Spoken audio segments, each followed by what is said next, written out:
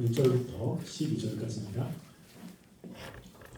마태복음 2장 1절부터 12절까지 말씀 우리 한 절씩 교독해서 읽겠습니다. 헤롯 왕 때에 예수께서 유다 베들레헴에서 나시매 동방으로부터 박사들이 예루살렘에 이르러 말하되 유대인의 왕으로 나신 이가 어디 계시냐? 우리가 동방에서 그의 별을 보고 그에게 경배하러 왔노라 하니 헤롯 왕과 온 예루살렘이 듣고 소동한지라. 왕이 모든 대제사장과 나겠느냐 물으니 이르되 유대 베들레헴 이오니 이는 선자로 이렇게 기록된 바 유대 땅 베들레헴아 너는 유대 고을 중에서 가장 같지 아니하도다. 여기서 한 다스리는 자가 나와서 내 백성 이스라엘의 목자가 되리라 하였음이니이다. 이에 헤롯이 가만히 박사들을 불러 별이 나타난 때를 자세히 묻고 베들레헴으로 보내며 이르되 가서 하기에 대하여 자세히 알아보고 찾거든 내게 구하여 나도 가서 그에게 경배하게 하라. 박사들이 왕의 말을 듣고 갈새 동방에서 보던 그 별이 문득 앞서 인도하여 가다가 아기 있는 곳 위에 머물러 서 있는지라. 그들이 별을 보고 매우 크게 기뻐하더라. 집에 들어가 아기와 그의 어머니 마리아가 함께 있는 것을 보고 엎드려 아기께 경배하고 보배함을 열어 황금과 유황과 몰약을 예물로 드리니라. 그들은 꿈에 헤롯에게로 돌아가지 말라 지시하심을 받아 다른 길로 그에게 돌아가니라. 아멘. 이제 곧 예수님의 탄생을 기념하는 성탄절입니다. 우리가 이때가 되면 예수님의 탄생에 대해서 생각을 하고 또 묵상을 하게 되죠. 오늘도 그럴 것 같습니다. 아마 오늘 본문 말씀은 여러분들이 잘 알고 있는 말씀이고 그리고 많이 들었던 말씀일 겁니다. 제가 항상 이 성탄절이 되면 이 말씀을 좀 묵상을 하고 그리고 저도 준비를 조금 하거든요. 그래서 오늘 말씀을 통해서 우리가 성탄절을 어떻게 준비하고 있는지를 함께 좀 생각해보는 시간이 되었으면 합니다. 이 말씀에는 예수님의 탄생하시는 그때 예수님의 탄생을 맞이하는 세 부류의 사람들에 관해서 이야기를 합니다. 분명 우리도 예수님의 탄생을 기념하는 성탄절을 맞이하는데 아마 세 부류의 사람 가운데 우리가 포함이 되었을 겁니다. 한 부류에. 그러면서 우리가 정말로 예수님의 그 성탄을 어떻게 준비해야 되는지 우리의 마음을 다시 한번 쇄신시키는 귀한 시간이 되기를 원합니다. 헤롯 왕 때에 예수께서 유대 베들레헴에서 태어나셨습니다. 헤롯은 에서의 후손인 이둠의 사람입니다. 그는 유대인이 아니기 때문에 예루살렘을 다스리는데 여러 가지 어려움이 있었습니다. 그래서 유대인들의 호감을 사기 위해서 성전도 건축하고 여러 가지 그들을 위해서 애를 썼습니다. 그런데 그가 다스리는 그때 예수님이 베들레헴에서 태어났다는 소식을 듣게 되죠. 예수님이 베들레헴에서 태어나신 것은 벌써 하나님께서 구약 선지자를 통해서 예언한 말씀이 있습니다. 하나님의 말씀대로 예수님이 태어나신 것이죠. 예수님의 태어나심은 우리가 알고 있듯이 창세기부터 시작이 됩니다. 창세기 3장 15절에 메시아에 관한 이야기를 했고 그 예언들이 계속해서 지나가 이제 하나님의 때가 되어 예수님이 이 땅에 태어나신 것입니다. 예수님이 태어나신 것을 동방에 있는 박사들이 알았습니다. 그래서 분명 별을 보니까 무엇인가 그 전과는 다른 별자리가 있는 것이죠. 이걸 보면 그들의 나름대로 무엇인가를 연구를 하고 그리고 그 별자리를 찾아서 예루살렘까지 오게 되었습니다. 예루살렘에 와서 헤롯에게 유대인의 왕으로 나신 이가 어디 있느냐라고 묻습니다. 이때부터 이제 예루살렘에 큰 소동이 일어나게 됩니다. 그 당시의 왕은 헤롯이었고 그리고 이 유대인의 왕은 하나님의 약속을 한 그 왕이었습니다. 그래서 그 당시에 헤롯파와 그리고 하나님의 말씀을 믿고 기다리고 있는 사람들이 이 얘기를 듣고서 크게 소동을 하고 있는 모습이 기록이 됩니다. 그런데 이 소동 가운데 우리는 세 부류의 사람들이 있음을 우리는 알게 됩니다. 첫 번째 사람들은요 헤롯이라고 하는 사람입니다. 이 헤롯은 지금 예수님이 유대인의 왕이 태어났다는 소식을 듣고 지금 그것에 관해서 이 헤롯은 잘 모릅니다. 그래서 분명 유대인의 왕이기 때문에 자기의 왕권을 위협하는 사람입니다. 그런데 그 마음을 다 숨기고 이제 유대인의 왕으로 태어난 그 사람을 알아보려고 노력을 하고 있습니다. 그 당시에 예루살렘은 유대인의 다스리는 유대인이 살고 있는 지역이기 때문에 유대인의 왕이기 때문에 지금 많은 유대인들은 그 왕을 기다리고 있고 그리고 대놓고 유대인의 왕을 죽이려고 한다면 이 유대인들의 환심을 사기보다는 그들과 적대 관계가 있을 수 있습니다. 그래서 이 유대인의 왕이 어디서 태어나는지 이런 것들을 자세히 알아보려고 노력을 하고 있습니다. 자신은 잘 모르기 때문에 그 당시 구약 성경을 잘 알고 있는 대제사장과 서기관들에게 묻습니다. 그래서 지금 유대인의 왕이 태어났다고 이야기하는데 과연 유대인의 왕이 어디서 태어나느냐라고 묻지요. 지금 여기서 묻는다라고 하는 이 단어는 미완료로 되어 있습니다. 이랬다는 것은요, 한 번 묻는 게 아니라 계속 집요하게 묻고 있는 겁니다. 그래서 예수님의 탄생 장소가 어디냐, 어디서 태어난다고 하느냐, 말씀은 뭐냐라고 하면서 하나님의 말씀을 집요하게 묻습니다. 그 당시에 유대인들을 다스리고 있는 헤롯 왕이기 때문에 이 유대인들은 이 헤롯 왕이 하나님을 믿는 우리들처럼 그 하나님이 주시는 메시아를 이렇게 기다리고 그 예수님께 경배하려고 하는구나라고 하는 생각을 할 수도 있습니다. 뿐만 아니라 이 헤롯은 박설이 돌아갈 때 그 별이 나타난 때를 자세히 묻고 있다고 7절에 이야기를 합니다. 여기서 자세히 묻고 있다라고 하는 뜻은요, 그 정확하고 엄밀하게 조사한다는 뜻입니다. 그게 어딨냐라고 묻기보다는 이 박사들의 말을 통해서 그들이 그 자신들이 보고 연구했던 것들을 이야기할 수 있도록 계속해서 질문을 통해서 알아보고 있다는 것이죠. 지금 헤롯은 예수님의 탄생에 대해서 들었고 또 그것을 조사를 하고 있습니다. 무엇인가 묻고 알아보고 있죠. 그런데 그의 마음은 어떻습니까? 이 메시아를 죽이려고 하는 이런 마음이 있습니다. 겉으로는 하나님의 말씀을 알고 싶고 또 그 메시아의 탄생 장소를 알고 싶지만 그 마음속에는 그 예수님을 죽이려고 하는 이런 마음이 있는 사람들입니다. 우리가 성탄절이 되면 성극을 하는데 성극 가운데 혹시 크리스마스 죽이기라는 성극을 혹시 아십니까? 아주 옛날 건데 잘 모릅니까? 네, 크리스마스 죽이기라고 하는 그 성극의 내용은 뭐냐면요, 이 마귀 회의와 관련이 있습니다. 그러니까 성탄절이 되는데 이 마귀 회의가 마귀들이 모여가지고 회의를 하는 거예요. 야, 우리가 어떻게 하면 성탄절을 없앨 수 있을까? 이 세상에서 성탄절을 좀 없애야겠다라고 하는 회의입니다. 그때 많은 마귀들이 자신들이 생각해놓은 방법들을 이야기합니다. 성탄절날 전쟁을 일으킵시다.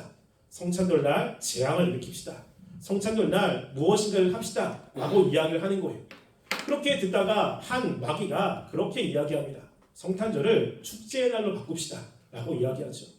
그때 다른 마귀들이 그 얘기를 듣고서 항변을 합니다. 아니, 그렇지 않아도 이 메시아의 탄생을 기뻐하는데 그때를 축제로 만들면 메시아를 더 찬양하지 않느냐 라고 하면서 항변을 합니다. 근데 그렇게 제의한 그 마귀가 뭐라고 하냐면요, 축제일인데 주인공을 바꾸자는 거죠. 그들이 재앙이 있고 어려움이 있으면 하나님께 더 기도한다는 거죠. 그런 어려움이 있으면 하나님을 찾지만 그날의 축제긴 축제인데 그날의 주인공을 바꿔서 연인들을 위한 날, 아니면 가족들을 위한 날, 아니면 다른 어려운 사람들을 위한 날로 바꾸자는 것입니다. 그래서 그 바꾼 것이 채택이 되어서 그렇게 하자고 하면서 끝나는 성극입니다. 그렇죠. 지금 성탄절은 예수님의 탄생입니다. 그런데 이 헤롯은 그 예수님을 죽이고 자신이 주인공이 되고 싶은 것입니다.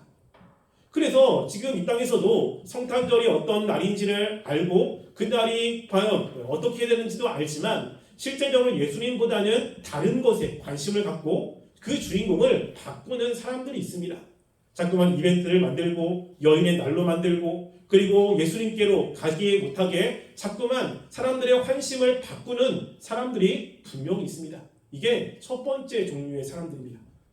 두 번째 종류의 사람들은 그 당시의 종교 지도자들입니다. 그리고 서기관과 대제사장들이죠. 헤롯이 묻습니다. 아니, 유대인의 왕이 태어났다고 하는데 유대인의 왕이 어디서 태어났느냐라고 물으니까 그들은 고민도 하지 않습니다. 그래서 그들이 5절에 보시면 유대 베들레헴입니다 라고 이야기합니다. 그들은 명확히 알고 있었습니다. 하나님의 말씀을 알고 있고 그리고 예수님이 언제 태어나는지 그들은 늘 인식하고 있었던 사람들입니다. 그리고 그렇게 말씀한 선지서의 말씀도 정확하게 알고 있습니다.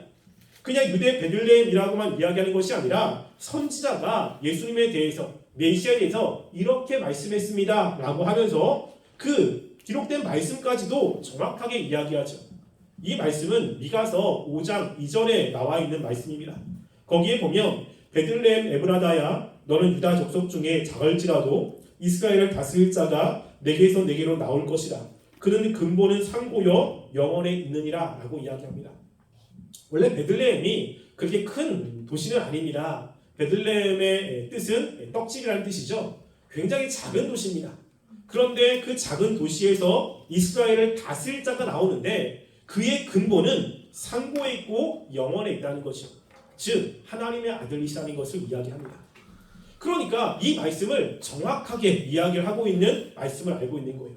특별히 이 말씀을 누가 이야기했다고 이야기하냐면 선지자들이 이야기했다고 이야기합니다.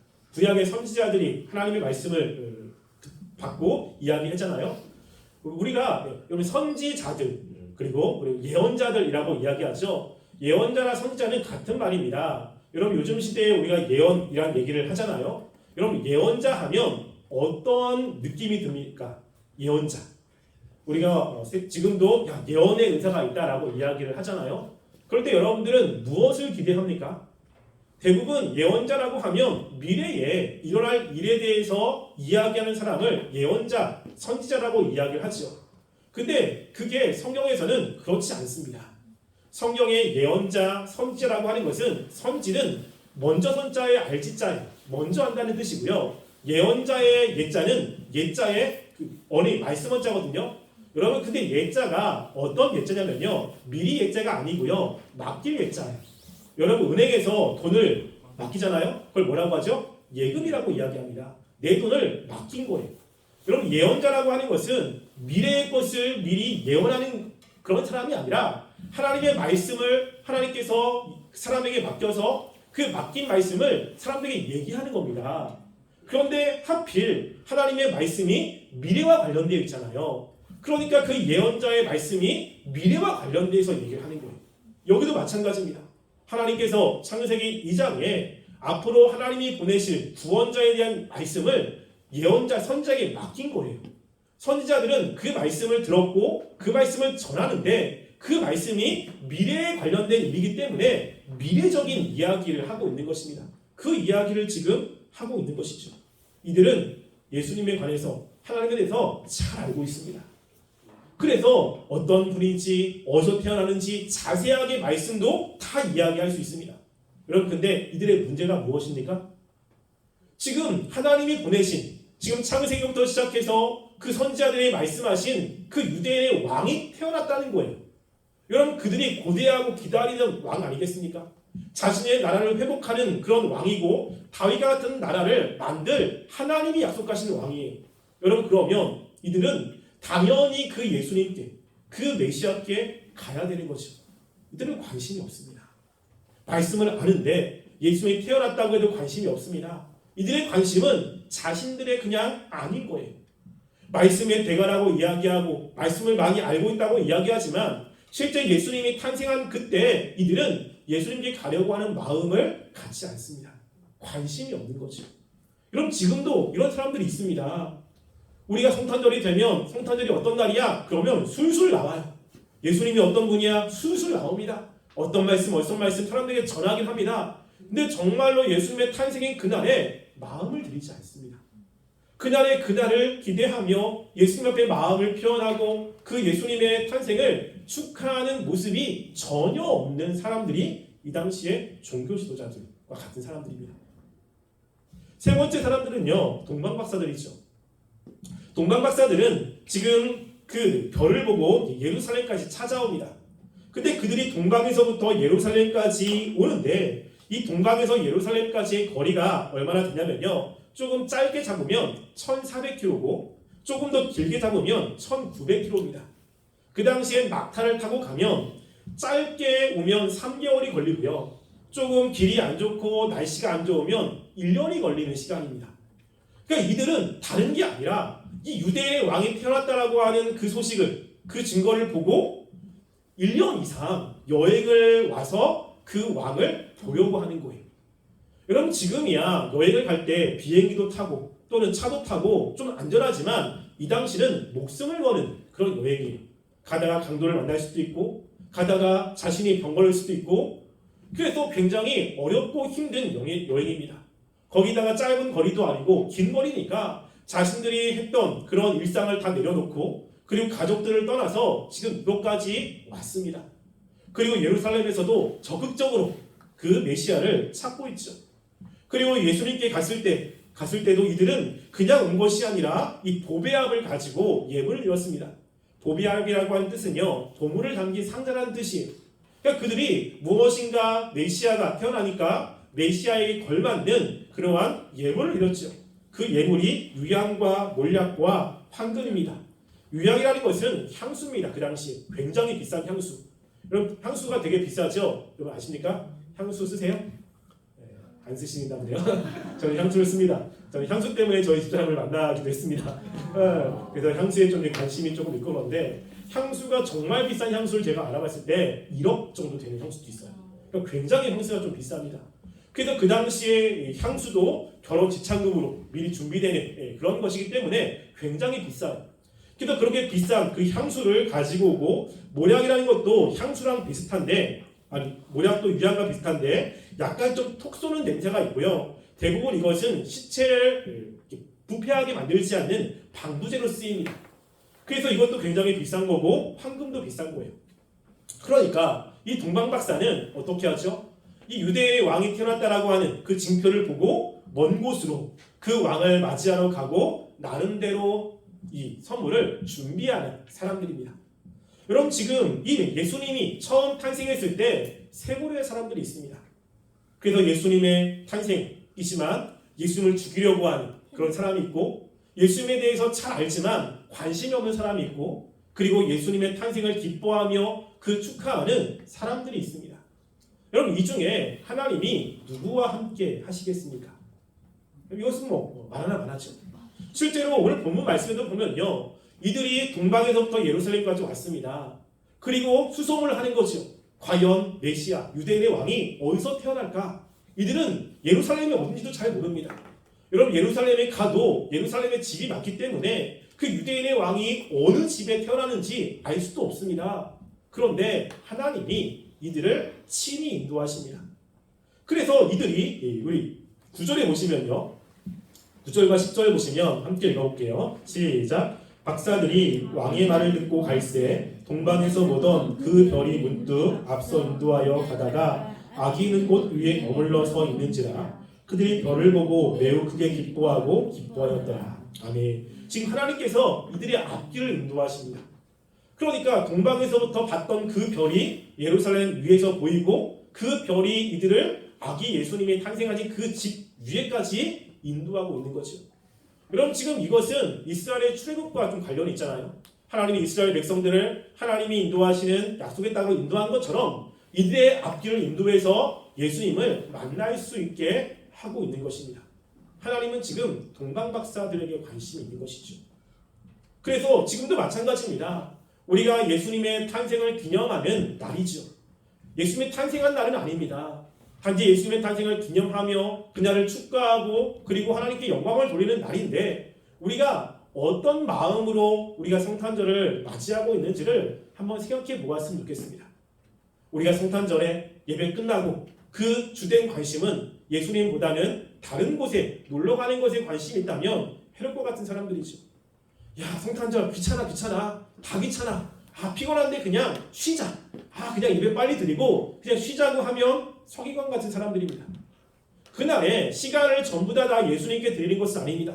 그렇지만 예배 드리는 때 또는 그날의 의미를 생각하며 나름대로 마음을 드리고 예수님을 찬양하는 사람이 있다면 동방박사와 같은 사람들이죠.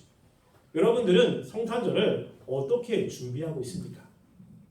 그리고 지금 우리가 예수님의 그 은혜를 기억하며 이 성탄절을 맞이하려면 우리에게 어떤 은혜가 있어야 되겠습니까? 여러분 어제가 저희 집사람의 생일이었습니다. 하필 어제가 제 생일은 12월 31일입니다. 얼마 안 남았다는 거예요. 그래서 어제 생일이니까 그 전까지 너무 바빴어요. 뭐 장례도 있고 여러 가지서 생일인 거죠. 대부분 생일날에 편지를 쓰고 그러는데 편지 쓸 시간도 별로 없는 거예요. 어떻게 할까 고민하다가 아침을 차려줬습니다. 제가 요리하는 거 좋아하거든요. 아시죠?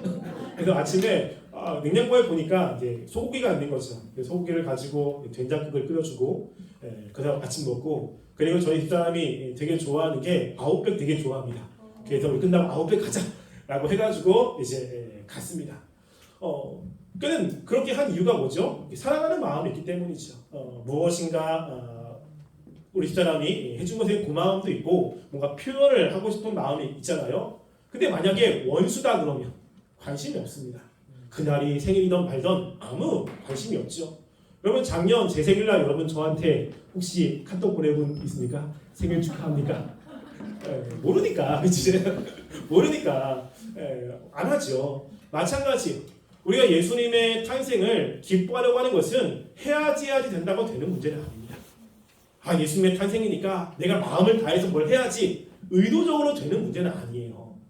뭐냐면요. 그 예수님의 은혜를 경험한 사람, 예수님이 정말로 나에게 큰 은혜를 베풀었다고 깨닫는 사람들은 그날에 마음을 쏟죠. 그런데 그런 것이 없는 사람들은 이날에 의미가 별로 없습니다. 예수님이 탄생했다라고 하는 그때 과연 예수님이 나에게 어떤 의미가 있는지 이것을 묵상하고 이것에 대한 깨달음이 있어야 예수님의 탄생이 의미가 있는 것입니다. 그것이 없다면 우리는 아무런 의미가 없는 것이죠. 여러분 그래서 사도 바울이 자신이 열심히 사역했던 교회 중에 특별히 에베소 교회가 있거든요. 에베소 교회는 사도 바울이 굉장히 마음을 쓰고 그리고 말씀을 많이 가르친 교회입니다.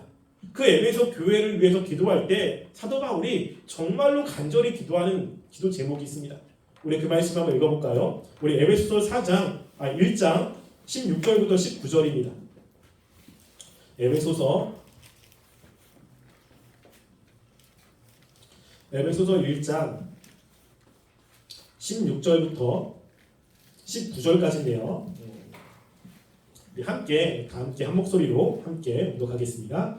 내가 기도할 때 기억하며 너희로 말미암아 감사하기를 그치지 아니하고 우리 주 예수 그리스도의 하나님 영광의 아버지께서 지혜와 계시의 영을 너희에게 주사 하나님을 알게 하시고 너희 마음의 눈을 밝히사 그의 부르심의 소망이 무엇이며 성부 안에서 그 기업의 영광의 풍성함이 무엇이며 그의 힘의 위력으로 역사하심을 따라 믿는 우리에게 베푸신 능력의 지극히 크심이 어떠한 것을 너희로 알게 하기를 구하노라. 아멘. 지금 여기 보면 사도 바울이 에베소 교회를 위해서 기도하고 있는 기도 내용입니다.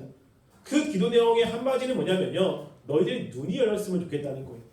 이들이 예수님에 대해서 모르지 않습니다. 구원에 대해서 하나님의 영광에 대해서 모르지 않습니다. 알고 있어요. 그런데 그들이 눈이 열려 그 은혜의 풍성함이 무엇인지를 알고자 하는 겁니다. 단지 구원받았어가 아니라 그 구원이라고 하는 것에 풍성함이 있다는 것이죠. 그것이 다른 것과 비교했을 때 가장 가치 있는 것이라는 것을 알았으면 좋겠다는 거예요. 그 구원을 예수님이 주신 것입니다. 여러분 우리가 교회를 오랫동안 다니고 특별히 모태신앙은 예수님이 우리를 구원했습니다 라고 했을 때 감동이 별로 없습니다. 이게 그냥 구원한 거지. 너도 구원하고 너도 구원하고 너도 구원했어. 하나님의 은혜를 이야기할 때 뭐 하냐면 기도에 응답해 준 거. 내가 열심히 기도했는데 다른 사람보다 내가 돈 더 많이 벌게 하거나 또 내가 좋은 직책에 올라가거나 어려움이 있는 것을 해결하거나 그러면 더 큰 은혜를 받았다고 생각을 합니다. 여러분 그런데 우리가 하나님께 받은 은혜 중에 가장 큰 게 구원이라는 거 아십니까? 여러분 구원은 그냥 가치 없는 게 아니에요. 여러분 구원의 은혜를 생각할 때 다른 것과 조금 비교해 보면 우리가 그 가치를 조금 이해할 수가 있습니다. 예를 들어서 하나님이 여러분들에게 선택지를 준다고 생각해 보세요. 실제는 아니고 갑자기 찾아오셔서 내가 너희들에게 선택을 주겠다. 그래서 너가 평균 나이 200살을 보장해 주겠다. 그리고 너희들의 지혜를 IQ 300을 주고 그리고 떵떵거릴 수 있는 돈과 명예를 다 주겠다. 그런데 지옥 가라. 그거랑 조금 어렵지만 이상이 힘들지만 그리고 죽음 이후에 내가 너한테 천국을 주겠다 라고 하는 두 가지 선택지입니다. 여러분은 어느 걸 선택하겠습니까?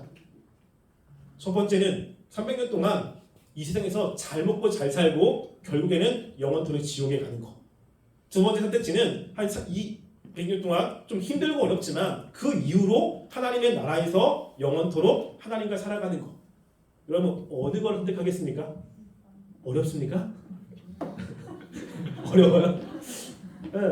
두 번째죠. 두 번째. 너무 당연한 거 아니겠습니까? 여러분 이 세상에 잘 먹고 잘 살아도 한시적이에요. 시간이 지나면 없어집니다. 여러분 돈도 여러분 어르신들 얘기 들어보면요. 시간이 조금 지나면서 평준화가 된대요. 머리가 좋은 분들도 70대가 되면 이 기억의 평준화가 되고요. 돈이 많은 분들도 시간이 지나면 이 먹을 수 있는 평준화, 여행의 평준화가 되는 거예요. 돈이 많아도 몸이 안 좋아서 여행을 못 가고요. 아무리 맛있는 것이 있어도 이 치아가 안 좋아서 먹을 수가 없대요.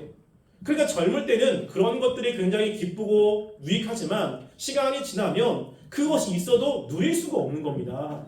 그러니까 다 평준화가 된다고 이야기하죠. 이 세상에 하나님이 우리들에게 기도했을 때 주시는 것 전부 다 한시적인 겁니다. 그런데 구원은요, 영원한 겁니다. 구원은 다른 것과 바꿀 수가 없는 거죠. 그냥 그거 딱 하나만 놓고 보면 가치 있는 것 같고 하나만 딱 놓고 보면 그게 나한테 굉장히 소중한 것 같지만 구원이라는 것과 두 개 중에 한 가지를 선택하라고 했을 때 우리는 구원을 선택할 수밖에 없습니다. 그렇다는 것은 구원이 굉장히 가치가 있다고 하는 것입니다. 그 가치가 있는 구원을 주시기 위해서 예수님이 오신 거예요. 여러분의 인생에 가장 가치 있는 것, 가장 소중한 것을 주시기 위해서 예수님이 오신 것입니다. 이 땅에 태어날 때 우리의 목숨을 주신 부모님의 생일을 기념하며 나름대로 표현하지 않습니까? 그것보다 더 큰 것을 주신 분이 예수님이십니다. 우리가 이 예수님이 우리에게 주신 이 구원의 의미를 좀 묵상했으면 좋겠습니다. 사도 바울이 이야기한 것처럼 우리가 예수님에 대해서 구원에 대해 알지만 하나님 우리의 눈을 열어서 이 구원의 풍성함을, 그 구원 안에 있는 그 가치의 그 무한함을 우리가 깨달아 하나님을 찬양하며 또 이 성탄절을 맞이하는 삶이 되게 해달라고 기도했으면 좋겠습니다. 그래서 우리가 성탄절이 일주일은 남았는데 일주일 동안에 좀 고민해보고 그리고 묵상을 해봐서 우리가 동방방 사람들처럼 예수님의 탄생을 그래도 마음을 다해서 주님을 높이며 이렇게 찬양하며 나가는 그런 성탄절이 되기를 주님의 이름으로 간절히 소원합니다. 우리 함께 기도하겠습니다. 이제 다음 주가 예수님의 탄생을 기념하는 성탄절입니다. 성탄절에 예수님의 탄생에 대한 말씀을 듣고 찬양도 하고 또 그날에 우리가 주님을 예배하는데 우리가 주님이 원하시는 것은 마음을 다해서 예배하는 것입니다. 마음을 다하기 위해서는 우리가 예수님이 주신 그 은혜의 가치를 알고 그 주신 것의 풍성함을 깨달아야 됩니다. 하나님, 우리가 일주일 동안 예수님이 우리에게 주신 그 은혜의 풍성함을 깊이 묵상할 때 깨닫게 하시고 그 풍성함들을 알게 하셔서 우리가 주님을 마음껏 찬양하며 나갈 수 있는 성찬절이 될 수 있도록 도와달라고 우리 지금 한 목소리로 함께 기도하겠습니다. 사랑하는 우리가 이 시간 기도합니다. 하나님, 정말로 저희가 예수님의 탄생을 기념하는 성탄절, 하나님 이 성탄절을 우리가 맞이하게 되는데 하나님, 우리가 정말 예수님의 탄생을 기뻐하며 마음을 다하는 시간이 되게 하여 주시옵소서.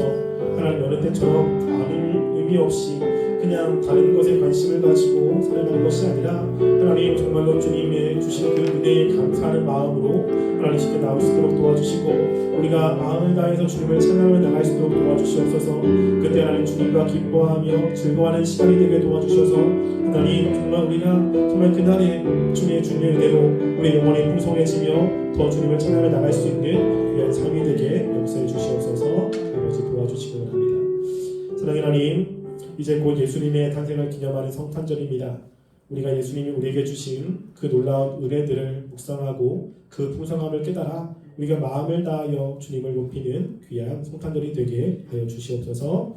지금은 우리 주 예수 그리스도의 은혜와 하나님의 사랑과 성령님의 교통하심이 하나님 주님께 감사하는 마음으로 성탄절을 은혜길 원하여 고개 숙인 우리 청년은 머리 위에와 가정 위에와 이 세계 위에 지금부터 영원토록 함께 있을지어다. 아멘.